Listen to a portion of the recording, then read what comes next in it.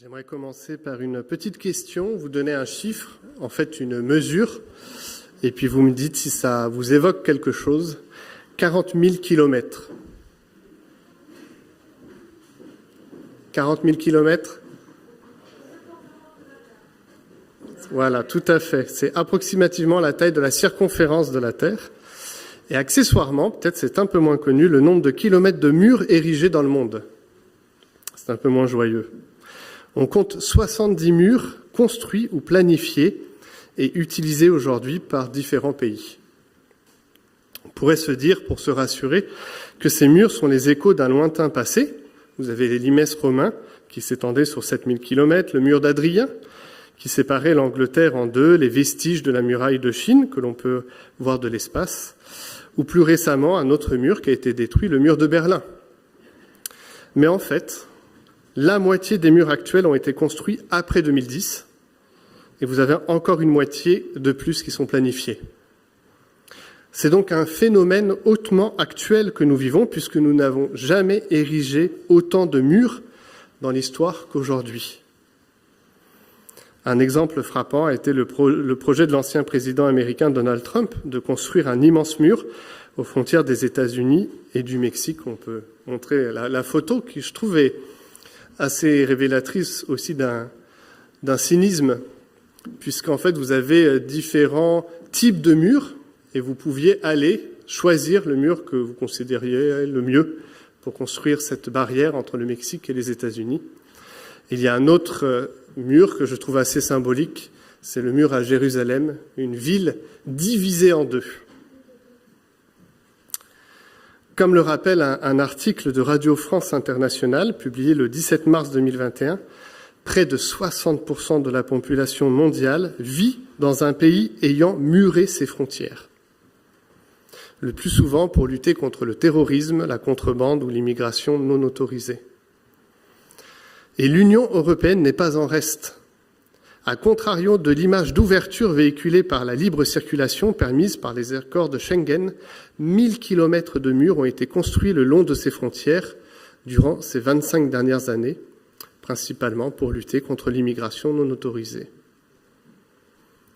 Vous avez 175 kilomètres qui ont été érigés de murs, de barbelés entre la Hongrie et la Serbie, et ça a donné des idées à l'Autriche, la Slovénie, la Macédoine, qui ont fait de même à leurs frontières. Elisabeth Vallet, professeure associée de géographie à l'Université du Québec à Montréal et auteure d'une analyse sur la prolifération des murs dans le monde, indique que le barbelé est un produit très en demande et que les matériaux et dispositifs utilisés par la construction des murs est en croissance constante. Elle parle, pour définir cette dynamique, d'une logique de fortification des frontières. Alors que les vieux murs servaient à éviter que les conflits ne dégénèrent, aujourd'hui, il s'agit de blinder la frontière, d'en faire une sur-frontière.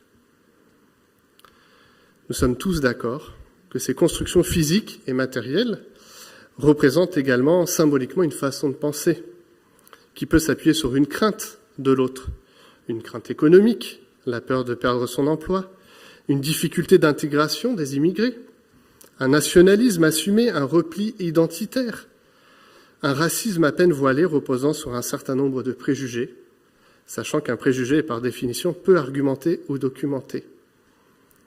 Et j'en ai pas encore parlé, mais même la France n'est pas à l'abri de ces réflexions sur l'accueil des immigrés et abrite l'un des 70 murs énoncés. On peut prendre la troisième photo. Peut-être que vous connaissez ce mur en France, le mur de Calais, un mur qui court sur 1 kilomètre afin de dissuader les migrants qui voudraient se rendre au Royaume-Uni.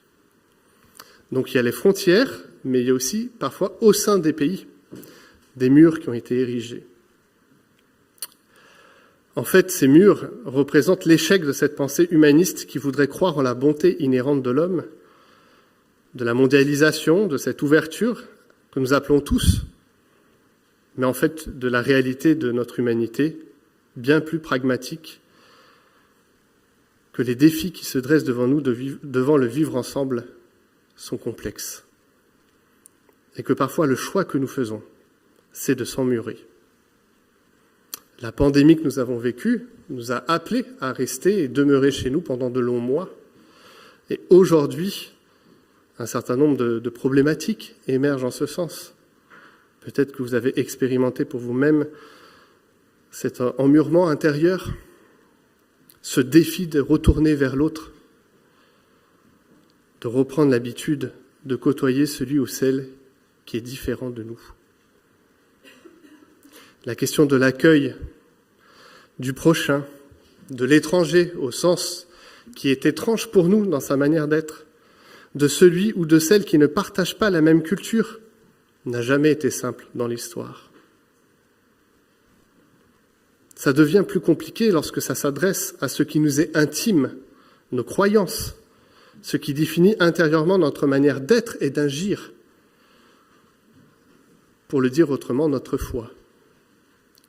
Nous avons tous une vision de la vie et de notre existence, quelques fondamentaux auxquels on tient, qui parfois ont été réfléchis ou qui parfois ont seulement été transmis et inculqués. On agit de cette façon parce que ça a toujours été comme ça.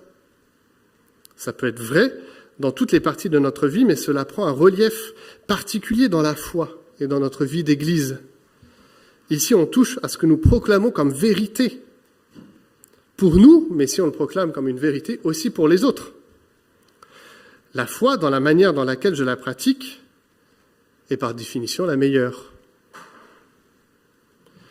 Surtout si j'ai eu le privilège de naître et de grandir dans une famille chrétienne. Alors, comment accueillir et faire place à la personne qui découvre Jésus dans sa vie et qui tâtonne dans sa compréhension de la vérité? Est-ce que nous avançons avec elle, avec le risque qu'elle nous bouscule, par ses questions, sa manière d'être, par sa démarche de saisir ce que Dieu veut de lui, d'elle, de nous? Ou est-ce qu'au contraire, on préfère nous sauvegarder en la mettant de côté? Soyons rassurés, toutes ces problématiques, l'apôtre Paul a dû y faire face, et les premiers chrétiens en ont fait l'expérience également.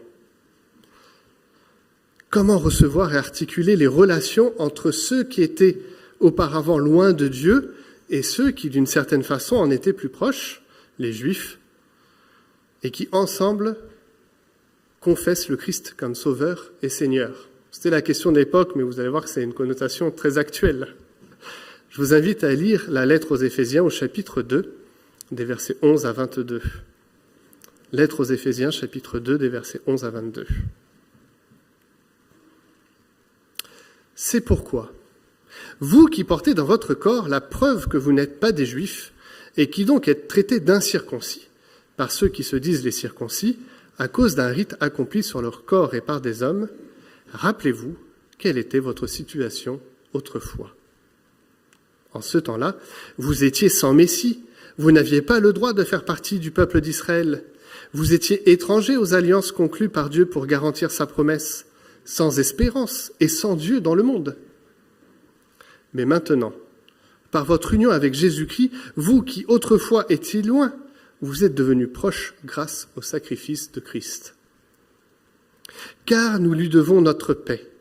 Il a, en effet, instauré l'unité entre les Juifs et les non-Juifs et abattu le mur qui les séparait. En livrant son corps à la mort, il a annulé les effets de ce qui faisait d'eux des ennemis, c'est-à-dire de la loi de Moïse dans ses commandements et ses règles. Il voulait ainsi créer une seule et nouvelle humanité à partir des Juifs et des non-Juifs, qu'il a unis à lui-même en établissant la paix. Il voulait aussi les réconcilier les uns et les autres avec Dieu et les unir en un seul corps, en supprimant par sa mort sur la croix ceux qui faisaient d'eux des ennemis. Ainsi, il est venu annoncer la paix à vous qui étiez loin et la paix à ceux qui étaient proches. Car grâce à lui, nous avons accès les uns comme les autres auprès du Père par le même esprit. Voilà pourquoi vous n'êtes plus des étrangers ou des résidents temporaires, vous êtes concitoyens des membres du peuple saint, vous faites partie de la famille de Dieu.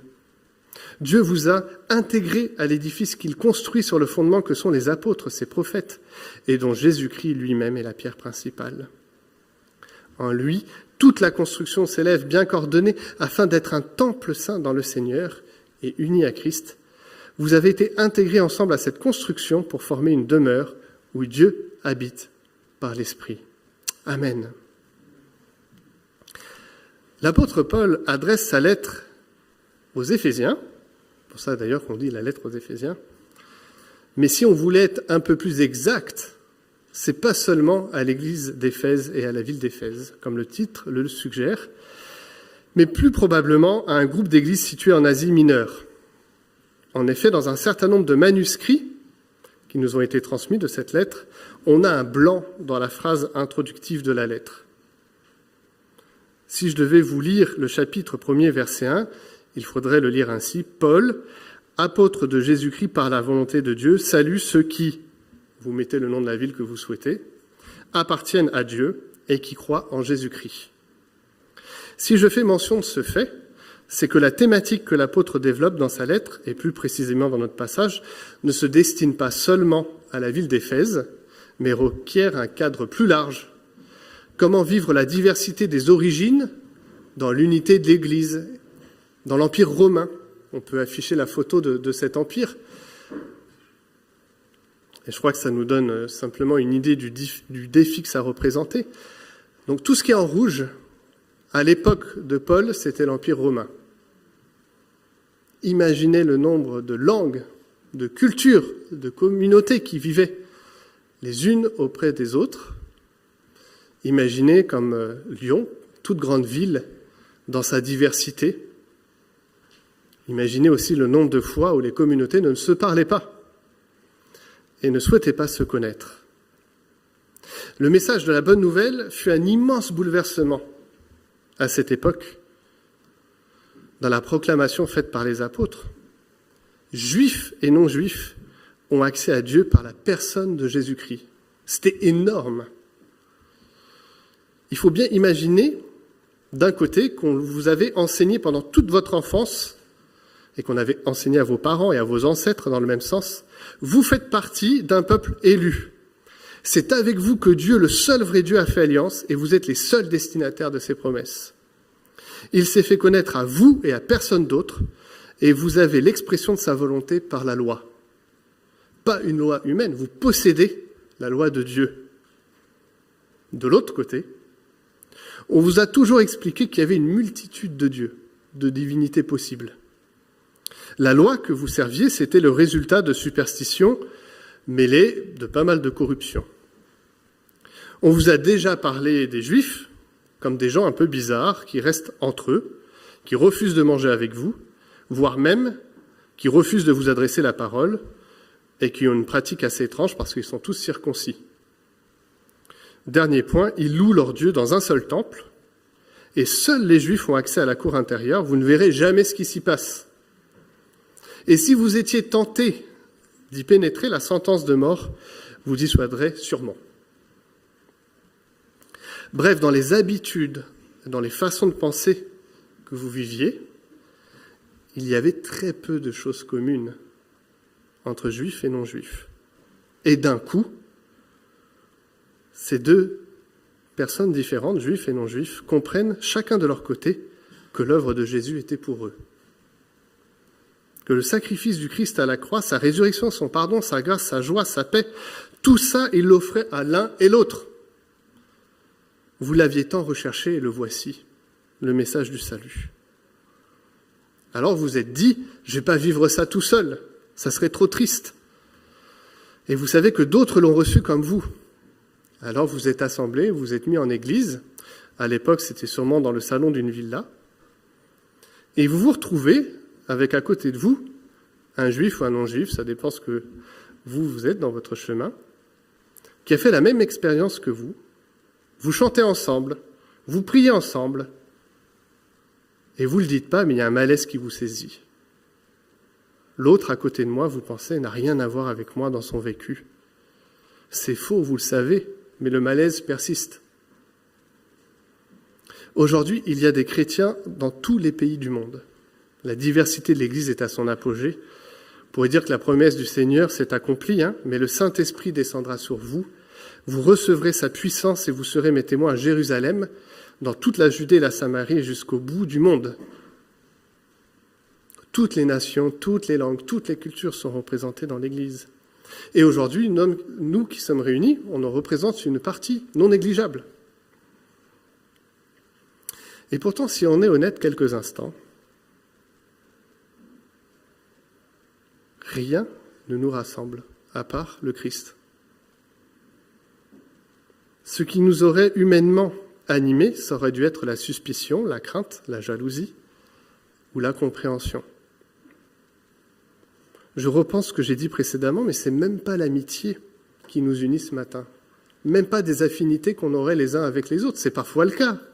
Et c'est heureux, c'est joyeux que nous puissions devenir amis et avoir des affinités avec quelques personnes de l'Église, mais c'est difficile de le faire pour l'ensemble des membres. Ce n'est pas notre nationalité qui nous rassemble, ce n'est même pas la langue, même si elle facilite grandement les échanges. Ce n'est pas notre statut social, ce n'est pas notre richesse, ce n'est rien sinon Christ. C'est pour ça que nous sommes ensemble ce matin dans cette salle. Et je ne sais pas pour vous, mais il y a certaines situations où on y pense davantage de ce fait-là.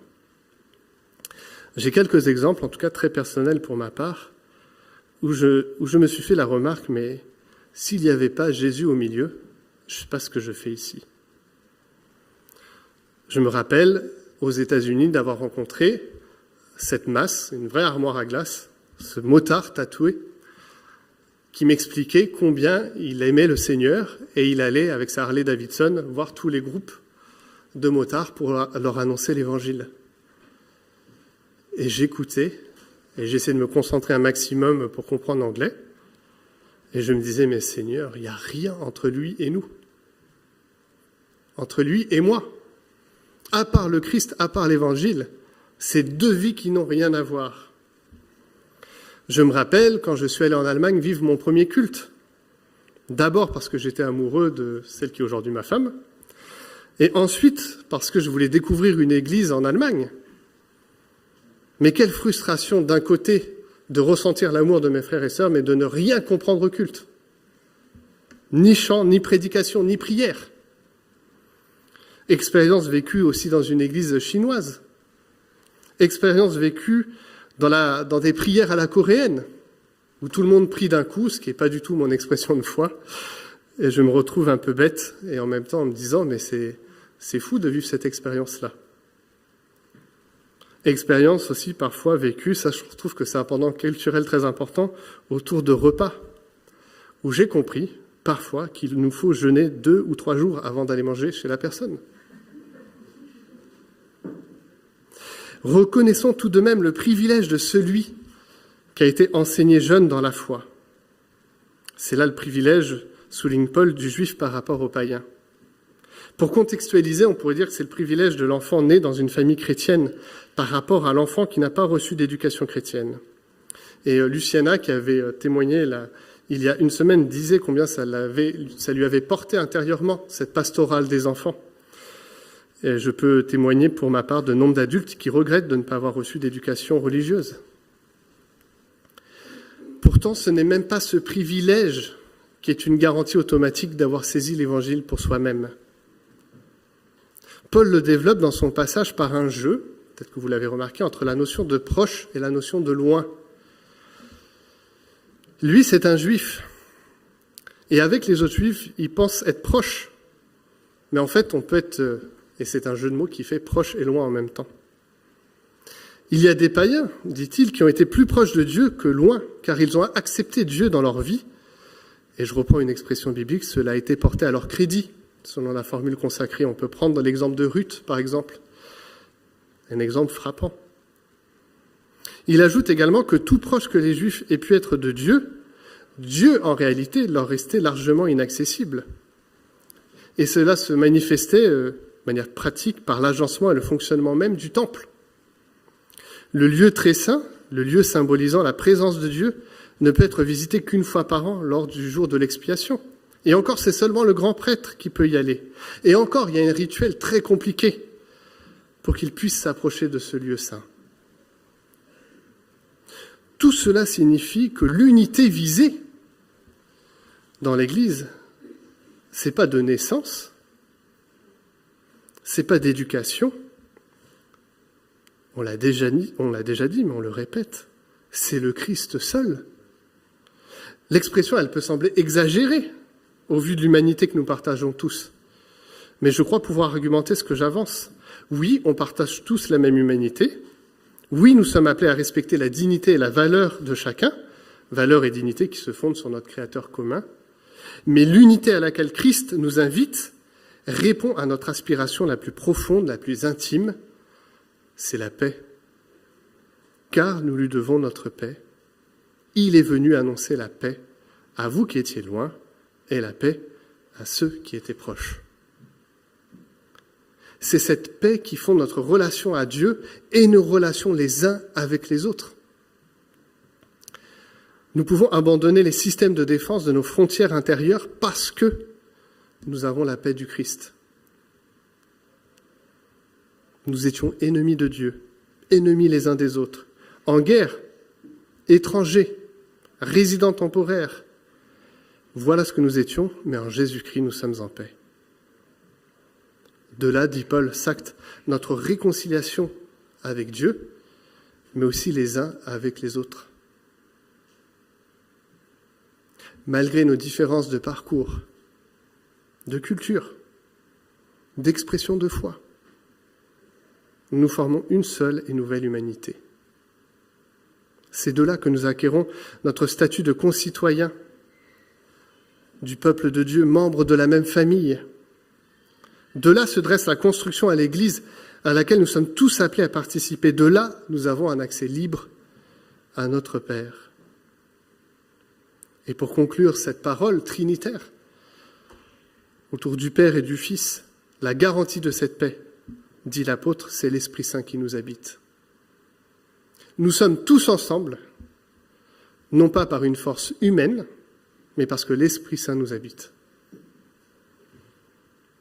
Parce que Dieu a mis un sceau dans notre appartenance à Christ. Et Dieu a manifesté que nous étions une nouvelle humanité. Terminons en soulignant que ce que Paul vient d'énoncer, ce n'est pas l'expression d'une naïveté touchante, presque un peu candide, et si j'ose l'expression un petit peu bisounours de l'Église. C'est l'expression d'une réalité factuelle de ce que nous sommes en tant que chrétiens, en tant que disciples du Christ. C'est factuel au sens que notre statut vis-à-vis de Dieu, c'est que nous sommes concitoyens, membres de la même famille, unis ensemble par lui, avec l'Esprit Saint, vers le Père. Et c'est ce qui conditionne que nous soyons des artisans de paix, dans l'exigence que Jésus place dans ses béatitudes. Nous sommes des artisans de paix parce que le Christ lui-même incarne la paix. D'ailleurs, l'apôtre rappellera plus tard dans sa lettre que pour bien vivre cette diversité et cette unité, il y a l'exigence de l'amour. En fait, il y a un effort à acquérir cette unité, à la faire converser, à la mettre en pratique dans tous les domaines de notre vie. Dans l'Église, bien sûr, mais aussi dans les relations, parents-enfants, mari-femme, relations professionnelles, relations sociétales. Toutes des choses d'ailleurs qu'on a déjà vues dans la lettre aux Éphésiens.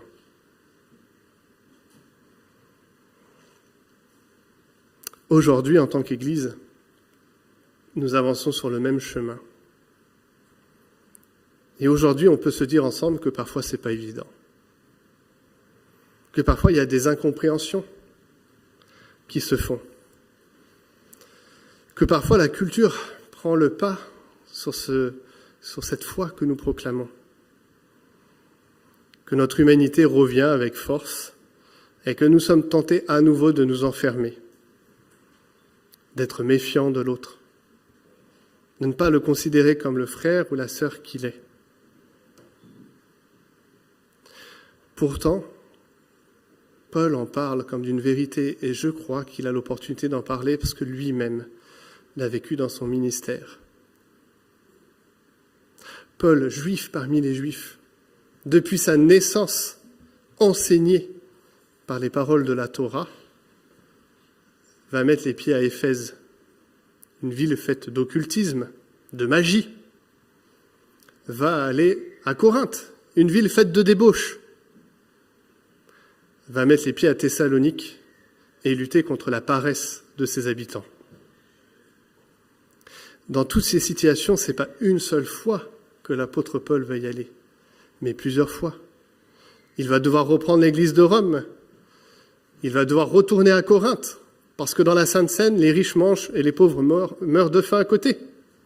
Il va devoir retourner à Corinthe pour expliquer qu'ils ont déjà compris une bonne partie de l'évangile, mais que maintenant, il faudrait arrêter d'aller voir les prostituées. Il va aller à Éphèse pour signifier qu'il faut faire attention aux faux enseignants. Combien de fois Paul a dû se dire intérieurement « Franchement, ça aurait été plus facile si c'était tous des juifs, qui aient vécu la même formation que moi. Ça serait tellement plus évident. Ils auraient déjà les mêmes bases, on aurait pu avancer ensemble. Mais qu'est-ce que je vais faire de ça ?» Ce qui est fascinant dans toutes les lettres pauliniennes, c'est qu'il explique à nouveau, avec persévérance et patience, ce qu'est l'Évangile. Le nombre de fois où il se répète, où il vient avec amour et bienveillance dire « Vous avez déjà fait des progrès exceptionnels. Franchement, c'est déjà pas mal. Mais ça, à nouveau, il faut le travailler. Ça ne marche pas. » Alors parfois, il va être un petit peu moins dans la douceur et dire « Je vous l'ai quand même dit 15 fois, ça serait bien que ça rentre. Vous ne pouvez pas faire ça. » Mais je trouve que ce qui a conditionné tous ces appels et toutes ces lettres de Paul, c'est l'amour. Il avait un soin, un amour énorme pour toutes ces différentes communautés. Et dans sa tentation de se replier, il s'est au contraire appuyé sur l'Évangile pour s'ouvrir à nouveau. Paul est connu comme l'apôtre des païens. C'était le dernier dans le groupe à pouvoir porter ce titre. Et c'est celui que Dieu a choisi pour ouvrir l'Évangile à tous ces hommes, à toutes ces femmes, à tous ces enfants qui en avaient besoin. Je crois que c'est un témoignage puissant de ce qui nous est demandé et je crois que c'est le témoignage de l'Église. Dans un monde qui se renferme, dans un monde dans la tentation, exprimée physiquement parlant par tous ces murs qui se construisent, de dire au prochain, à l'autre, à l'étranger, je ne veux pas de toi. L'Église a une parole pour cette société de dire, je peux t'écouter, je peux t'accueillir, parce que le Christ l'a fait pour moi. Parce qu'il y a une parole de paix qui a été donnée et je peux te l'offrir moi aussi. Tu peux découvrir ce Christ dans ma vie. Viens, cheminons ensemble. Alors il peut y avoir un gouffre entre l'énoncé de ce matin et l'exercice, et je suis moi-même le premier concerné. J'avoue sans problème que parfois, toutes ces questions sont difficiles à vivre. Mais en même temps, il y a tellement de joie, pour ma part en tout cas en tant que pasteur, à vous regarder aujourd'hui et me dire, ensemble, nous vivons le même évangile malgré nos différences, malgré nos chemins divers, malgré peut-être même nos expressions de foi ou nos pensées théologiques secondaires. Nous sommes ensemble pour célébrer le Seigneur. Alors que nous puissions réfléchir à cette posture de bienveillance, d'accueil, de soutien auquel nous sommes appelés, à cette capacité que nous avons avec sagesse et discernement donnée par l'Esprit Saint d'avancer ensemble, parce que nous sommes appelés à faire ce bout de chemin qui en fait est l'éternité, vous et moi. Prions. Seigneur, ce matin, tu nous rappelles que c'est ton Fils d'abord qui est venu œuvrer à cette paix et à cette réconciliation entre les hommes, qui est venu nous transformer et nous changer de nos attitudes humaines marquées par la méfiance, le rejet, l'enfermement. C'est un sujet ô combien actuel de nos préoccupations. Et nous voulons faire place à nouveau pour être renouvelés par ton Esprit Saint. Pouvoir porter cette vocation de l'Église, de ce message de paix, de ce message de diversité et d'unité. Sans orgueil, Seigneur, mais simplement dans la reconnaissance que c'est toi qui nous le permets. Là où se construisent des murs, Seigneur, que nous puissions demeurer des artisans de paix, et donne-nous la force de l'être. Continue à construire les relations dans cette Église et dans nos églises respectives. Donne-nous, Seigneur, à prendre appui sur toi, sur l'Esprit Saint qui nous habite et dans cette relation au Père. Nous voulons te ressembler. Nous voulons marcher sur les pas aussi des apôtres et de l'apôtre Paul ce matin. C'est sur ces fondations que nous voulons instaurer cette paix, cette joie, cette grâce, ce message de la bonne nouvelle.